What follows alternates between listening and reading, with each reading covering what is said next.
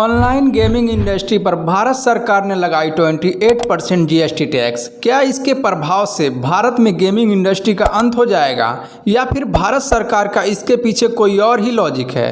आइए समझते हैं इसे विस्तार से।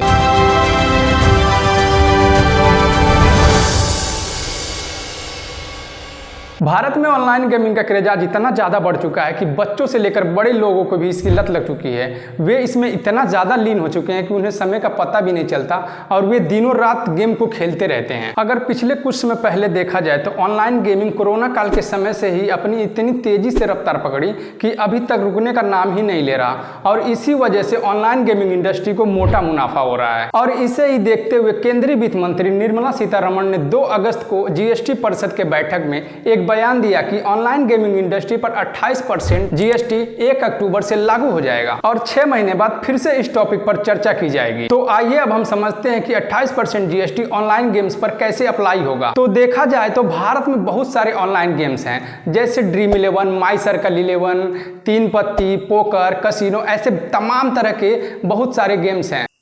तो आइए अब इस जीएसटी को हम ड्रीम 11 पर अप्लाई करके देखते हैं। तो मान लीजिए 2 बंदे ड्रीम 11 पर आते हैं, वे आपस में 100 रुपीज़ का वेट लगाते हैं। तो उस 100 रुपये पे 28% जीएसटी लगेगा, तब दोनों बंदे के पास 72 रुपीज़ बच जाएंगे, जिसमें से ड्रीम 11 अपना चार्ज लगभग 13 रुपये दोनों में से काट लेगा।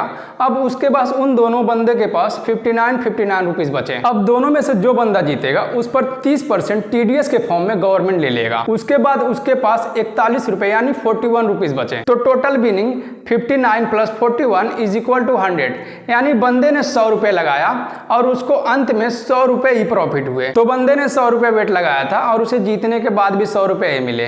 तो इसका क्या लॉजिक है? आखिर कोई क्यों ही वेट लगाएगा जब जितना लगा रहा है उतना ही आ रहा है, बस कोई उससे ज़्यादा पैसे आ नहीं रहे हैं, तो कोई क्यों ही लगाएगा वेट?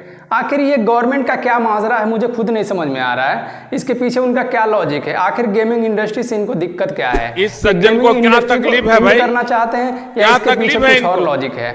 अब देखिए, यहाँ पर कस्टमर को तभी प्रॉफिट होगा जब जो चार्जेस है ऑनलाइन गेमिंग इंडस्ट्री के वो जब कम करें। जैसे वो चार्जेस 12 से 13 रुपये लगभग में लेते हैं, तो वो कम करें। तब पर भी अगर वो कम भी कर देते हैं तब पर भी कितना ही प्रॉफिट होगा? 5-6 रुपये 7 रुपये का प्रॉफिट होगा। तो कोई क्यों ही जाएगा? सिंपल सी बात है। अब देखते हैं गवर्नमेंट क्या चाहती है। अब ये गवर्नमेंट की बात है, उसके अंदर क्या चल रहा है वो ही जानेंगे। लेकिन जहां तक मुझे लगता है अगर ऐसा हुआ तो गेमिंग इंडस्ट्री का एंड हो जाएगा। और आप ये दुख का खत्म नहीं होता बे? बताएं इसके ऊपर आपका क्या लॉजिक है? आखिर गवर्नमेंट चाहती क्या है? उनको इस गेमिंग इंडस्ट्री से दिक्कत क्या है?